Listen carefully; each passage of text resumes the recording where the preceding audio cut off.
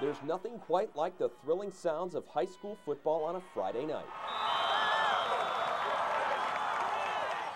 But imagine if this was all you heard. That's what Findlay senior defensive tackle Daniel Carpenter hears every time he steps onto a football field. Daniel's been hearing impaired for his whole life, and for almost just as long, he's been playing football. What is it about football that makes you want to be out there? Get to hit somebody hard. Broken arms, broken legs. Daniel and his family live in Wapakoneta, but he attends school in Findlay as part of their hearing impaired program.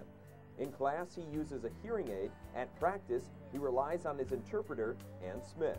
I've been working with him since he's been a freshman, so it's been a lot of fun seeing him mature and how he relates to me and the other kids. He's a great kid. Once the game starts, Daniel, Ann, his teammates, and his coaches go through routines to make sure they're all on the same page. He's going on ball movement. He sees the signals from the sideline. He's able to read the lips of our linebackers if they're calling something out. I think the only adjustments we really have to make is, since he can't hear all the calls the linebackers make, we usually tap him on the hips. We've had very few difficulties with that. I have to stay real close to the coaches if they need him or want him. I walk up and down the sidelines with him in case somebody needs him, so that I'm always there to interpret for him.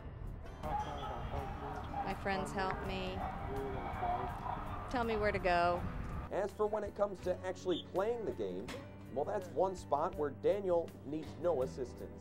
As a player, he's very competitive, and he probably comes off the ball the hardest out of all of us. Someone that stood out right away as a nose guard, perfect place for him to play right over top of the ball. As soon as it snaps, he goes, and he's always really stood out. He doesn't want to use it ever as an excuse. Never would use that for anything.